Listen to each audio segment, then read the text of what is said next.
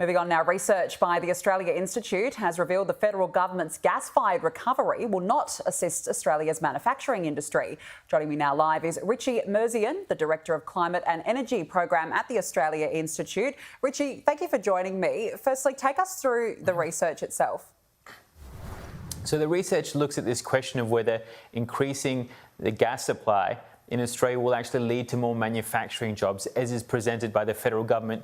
And what it found is that actually the majority of the gas produced in Australia goes to export, about 12 times more gas than all the gas used together by the manufacturing industry.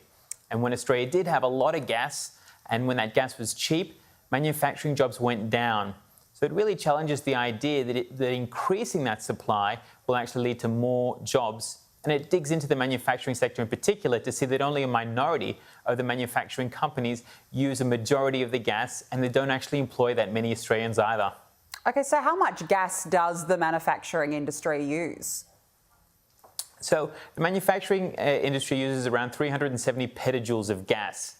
Just to put that into context, though, the LNG industry, so those are the gas companies themselves, use more gas just to prepare the liquefied natural gas for export than the entire manufacturing industry does when it comes to using gas. So they've got 4,500 petajoules used by the LNG industry to ship that gas overseas, and you've got maybe 1/12 that actually used by the manufacturing industry. So only a minority of the gas we produce. So only a minority, you say. Who is the gas production likely to benefit? Is it simply just the gas exporters? Well, that's where 3/4 of Australia's gas goes.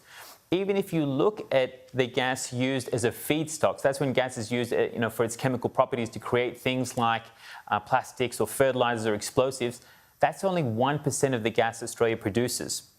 If Australia really had a shortage of gas that manufacturers needed, then we have it all here. We just need to redirect it from what we ship overseas to what we can use onshore.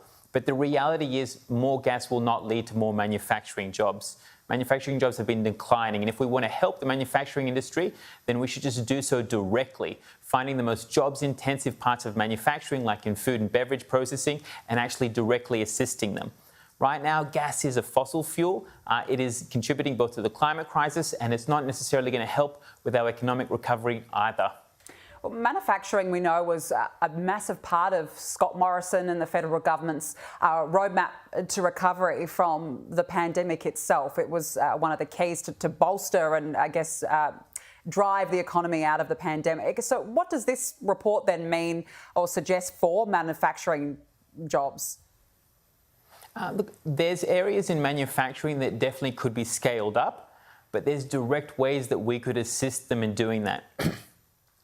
Gas supply right now is mainly just used for energy, and so if we really want to help the manufacturing industry, the best thing we can do is actually to assist them with grants to help upgrade their equipment, to electrify their equipment, to get them off gas. Gas has actually been an expensive input when it has been used. Gas prices have only increased in Australia in the last 10 years, despite the supply of gas tripling. So the best thing we can do to help the manufacturing industry is to help it directly, to provide it with support, to switch a lot of its equipment onto electrical alternatives, and also to look at where the most jobs-intensive parts of the manufacturing industry are, like in food and beverage processing, and actually help them directly.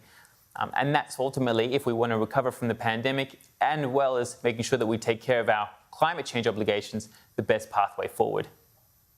Yeah, it's certainly a fascinating argument. Gas is just such a topical issue now. Unfortunately, we do have to leave it there. Richie Merzian, appreciate you coming on and discussing the research. Thank you. My pleasure. The bottom 20% get nothing. They're really unfair tax cuts. People want to see much stronger action from the government when it comes to climate change. Wages are growing at their slower, sustained pace. Transitioning to net zero emissions, it doesn't seem like there's much room for gas.